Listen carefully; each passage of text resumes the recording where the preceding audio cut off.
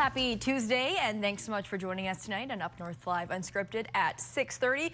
A lot of us saw a little break in the snow today after we saw quite a bit of snow in some areas yesterday, but emphasis on break. We're not done yet. We have another system heading our way now, so let's bring in our meteorologist, Joe Charlevoix. Joe, when will a lot of us see more of this snow?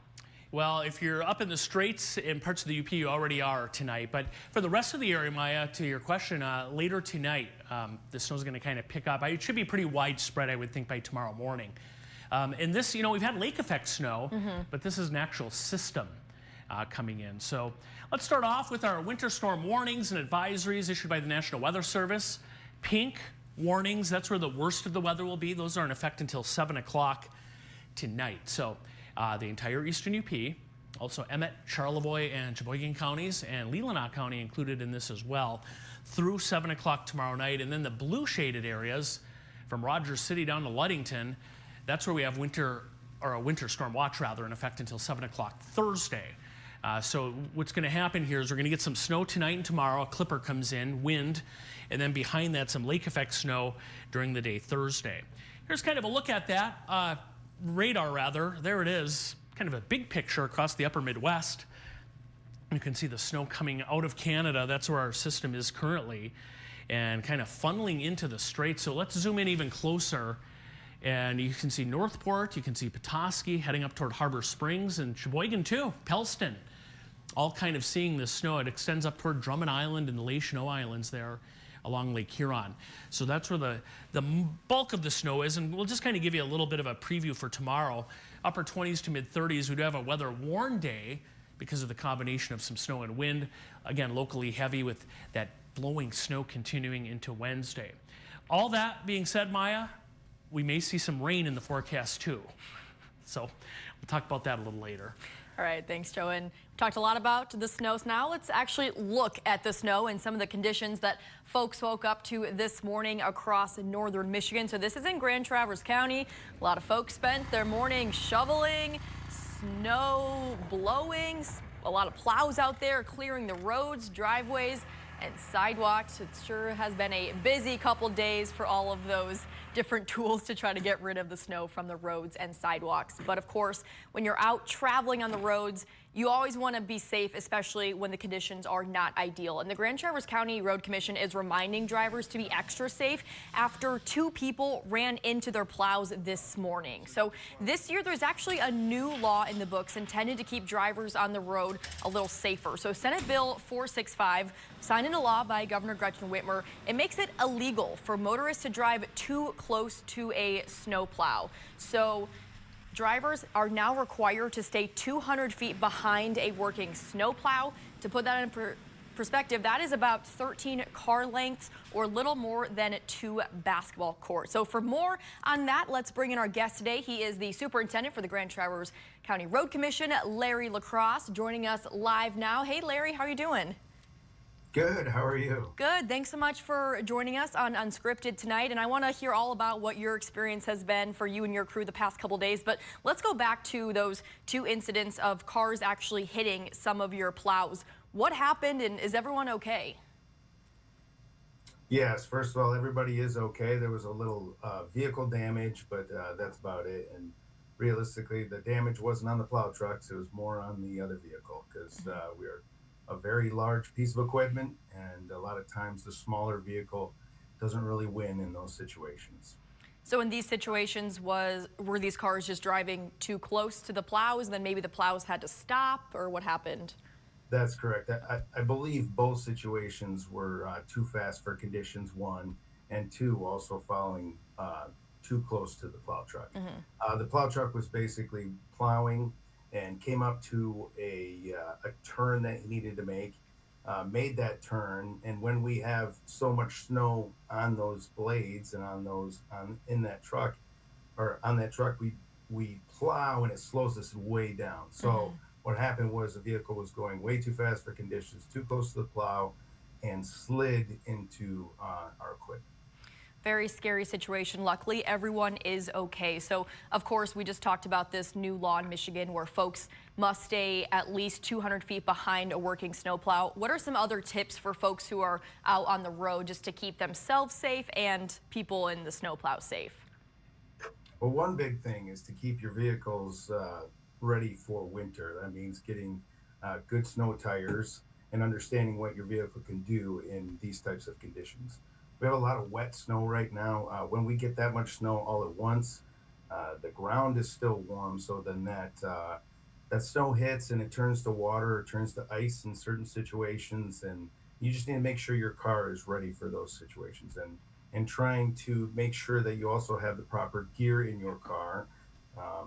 Sometimes a shovel, sometimes make sure you have gloves and boots and a hat and warm things like that. So if you go in a ditch, you can make sure that you're properly ready for the weather. And we've been seeing, oh, sorry, go ahead. I guess the other thing is just to have some patience. Have some patience for one, our plow trucks, but also have some patience for others. I notice me driving, I have to drive in it as well. And I notice that there's a lot of people that really are, they feel that they can drive very fast in these conditions. And maybe their truck is maybe a four-wheel drive or all-wheel drive car or anything like that. And they feel like they can just speed through and in risky situations, I've seen a few things, and it's just a matter of giving each other a little grace and have a little patience. Absolutely. And I was just going to say the past couple days have been pretty crazy across Grand Traverse County. We've seen a lot of lake effect snow. So can you walk us through what the past couple of days have been like for you and your crew? Sure. We started around Thanksgiving evening. We had our night crew come in, and they were really battling the weather and trying to make sure that all our states and our primary roads are clear for people to get through. Then we had early call-ins since that day, and that means all our guys come in at 5 a.m., try to get in front of the traffic, try to get out there on their routes early, and then they've been running to 5 p.m. So it's been a long run.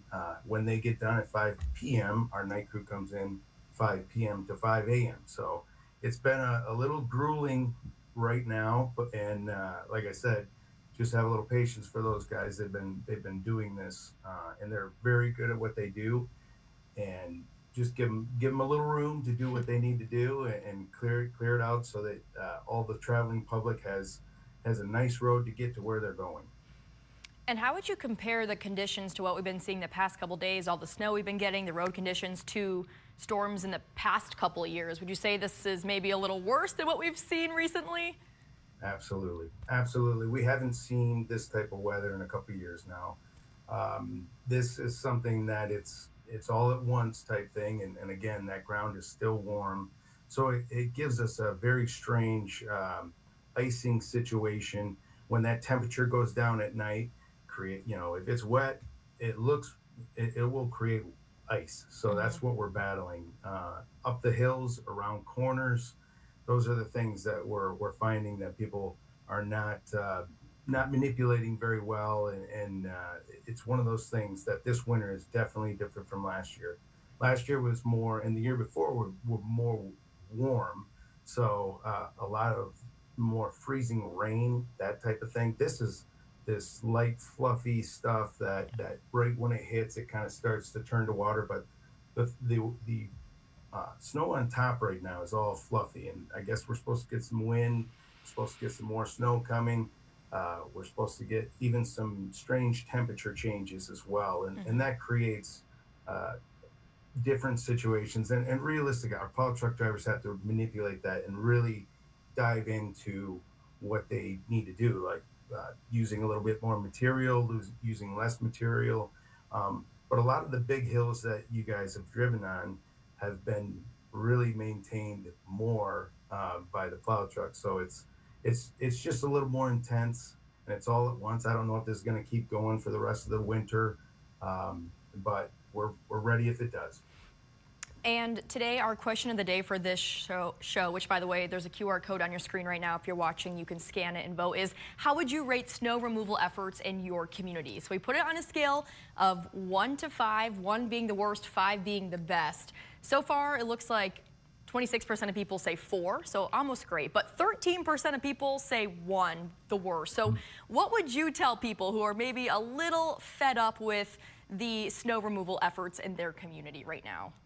Right. Well, we have 1,100 miles to take care of. So that is a lot for 30 guys in a daytime to take care of. We have to, again, be patient, and we're not going to be able to get to every road all at once. We're going to work on those states first. We're going to work on those primaries second. Then we're going to hit up at those locals and subs. Unfortunately, that is one of our last things that we get to. But on weeks like this, we're trying to get it all, and we're starting to kind of gain on it a little bit, which is nice. And it's good that that first one, it's kind of like we're spread out. We're trying to figure this out. We have new drivers. We have guys that have just came in and we've trained. But really, the experience of plowing is intense. So it takes some time for some of the newer drivers to get up to par. Sure, and going back to what you said, just be patient out on the roads if you're driving with other cars, but also with snow plows. They're doing a lot of work right now, so I think you just kind of got to cut everyone a little bit of slack and, of course, appreciate all the work that is going into keeping all of our roads clean. So, Larry, is there anything else that you want to mention to drivers out there before I let you go? Well, drivers, well, I would say some of the things that we're seeing is the plow truck, some of the commercial plowers that do driveways and do parking lots and those things. We're starting to see people plow across the road, and that is illegal. You cannot push snow across the road. Right. You can't blow snow into the road. You can't plow into the road. That is completely off limits. We have to have room to maintain. And if you plow across like that, it creates a different icy environment. It creates piles of snow that our plow trucks will have to plow through, and sometimes that creates a dangerous situation for everybody. So I really encourage people not to blow into the driveway or push snow into the driveway. The other thing is check those mailboxes. A lot of times those mailboxes are getting hit by snow and will fall off. So we always say shake those mailboxes and make sure they don't come off. Now, if they do get hit, we do have a citizen reporter on our website. You just go to the website, you click on report a problem. You tell us your situation. It goes directly to our front desk, which then gets directed to our foreman directly. We will take care of whatever situation we see out there, and it helps us. It's like a crowdsourcing application, which helps us understand where issues are happening, and then we can react to what's going on out there. Good to know. And what is your website? Our website is www.gtcrc.org. All right. Well, Larry, thank you so much for joining us on Unscripted and giving us some very helpful tips to stay safe out on the roads and kind of what to look out for if you are driving near a plow truck. And again, thank you to the Grand Traverse County Road Commission and all the road commissions out there that are working so hard, especially these past couple days, to keep our roads as safe as possible. Let's turn things back over to our question of the day that I mentioned when I was talking with Larry. How would you rate snow removal efforts in your community on a scale of 1 being the worst to 5 being the best? You can scan the QR code on your screen right now. As I mentioned, the majority of voters, it's pretty split, but 26% giving it a 4, 22% give it a 5. So I think a lot of people are fairly satisfied. I'm sure there's always room for improvement, but hearing from Larry kind of puts things into perspective of really how much work not a whole lot of people are doing in a very large area of space.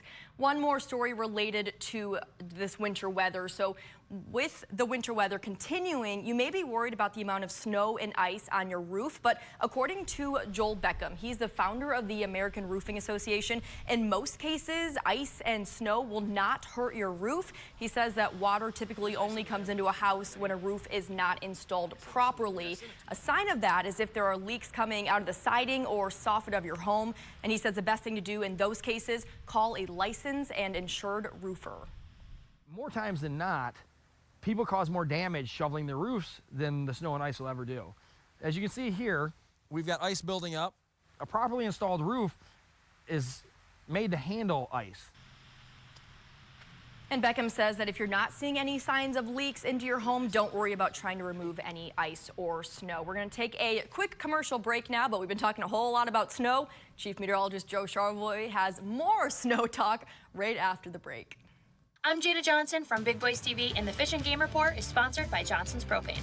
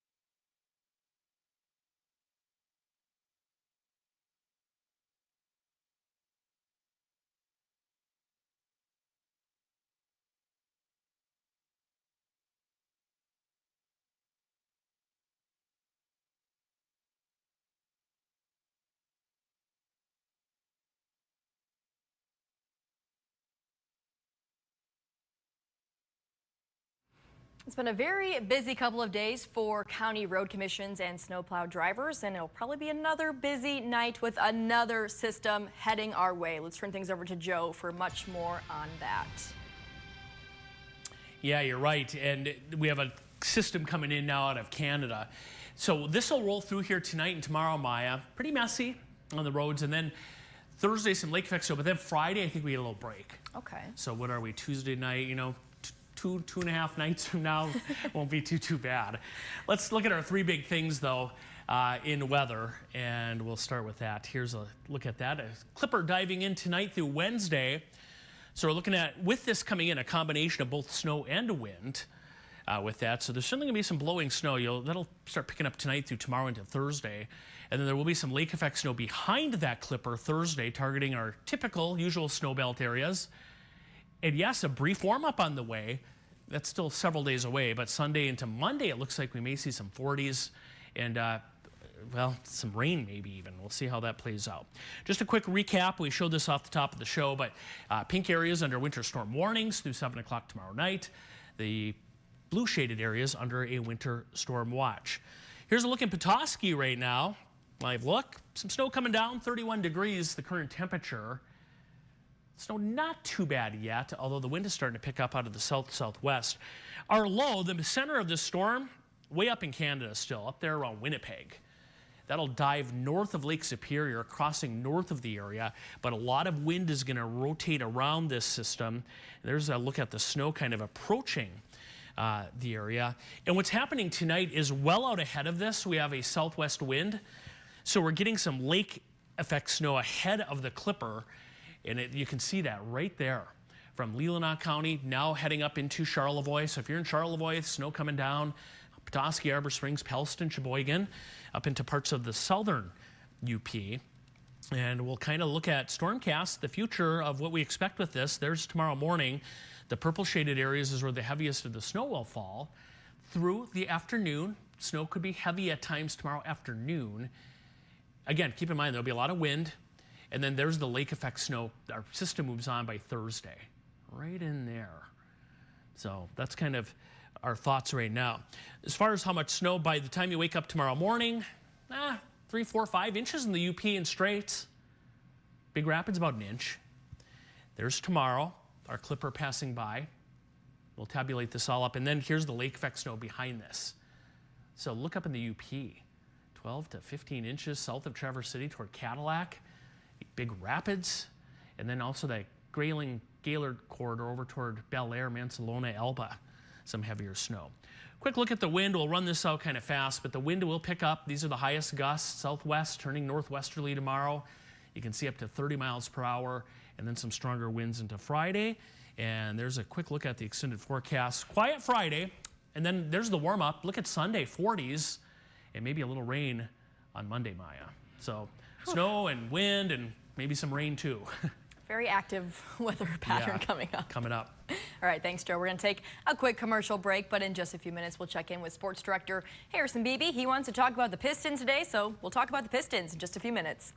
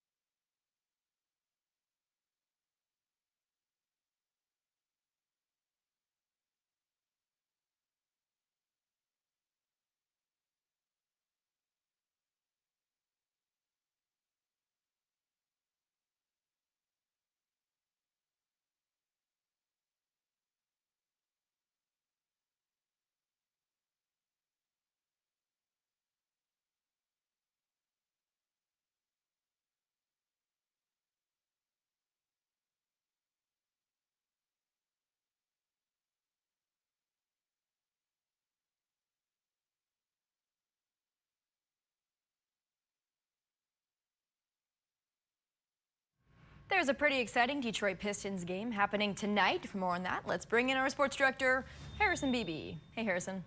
Yeah, Maya, I told you earlier, we don't know for sure how many more of these exciting nights for the Detroit Pistons we're going to have this year, so we might as well show them off while we got them. Sure. The in-season tournament, which began a year ago, has been a moderate success, I'd say, as far as intrigue in the regular season NBA schedules, whereas in the past, most people would be like, it's 82 games, nothing matters till the playoffs. Well, now they have their own in-season tournament where the winning teams, and I think the runner-up teams, actually get paid a nice little bonus here. So there is incentive to win this outside of just winning the mid-season tournament. And right now, this is Group B in the East. Pistons and Milwaukee are tied. The winner tonight automatically goes to the quarterfinals next week, which is kind of, the in-season playoff at that point. Even if the Pistons lose tonight, though, they might still get in with a tiebreaker because there's 8 teams per or 8 overall teams, excuse me. So one wild card team per Eastern Conference will go. If that's the Pistons based on the tiebreaker compared to the other wild card options in the other 2 groups, then either way, they might be sitting pretty to go to this tournament stage next week. But certainly something interesting to monitor tonight as they take on Giannis Antetokounmpo and the Bucks. Yeah, it's just a cool opportunity for the Pistons to play potentially in a championship game. And they've played close games all year round. In fact, they had a chance to beat the Bucks on the road a few weeks ago, but their rookie Ron Holland missed 2 free throws at the line. Yep, that would have ended the game. He missed them both. Even pros miss free throws. Who'd have thought? So maybe that'll be in their minds a little bit. Hopefully Cade Cunningham's going to play tonight. He's been kind of off and on in the lineup, and that's kind of affected. They got kind of blown up by Philadelphia the other night. Yeah. But hopefully they have all hands on deck for tonight's effort. Will we see highlights at 11? I think we shall. All right. Be sure to join us tonight at Up North Live News at 11 for those highlights and much more from us and from Harrison. Harrison, thanks for joining us. Let's take another quick break. We will check out our question of the day and the live results again in just a couple minutes. Stay with us.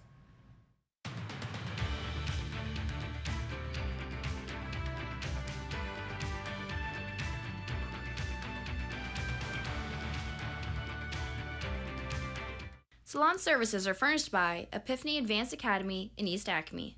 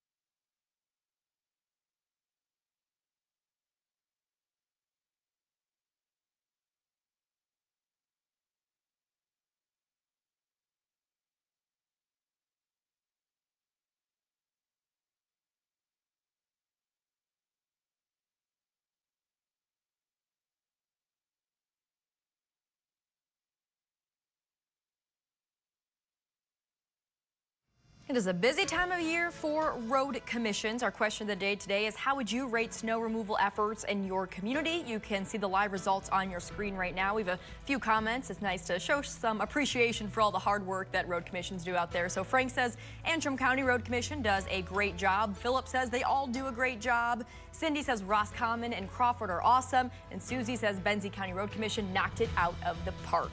Well, that'll do it for Unscripted tonight. Thank you so much for joining us. We hope to see you back here at 11, and stay safe out there on the roads tonight.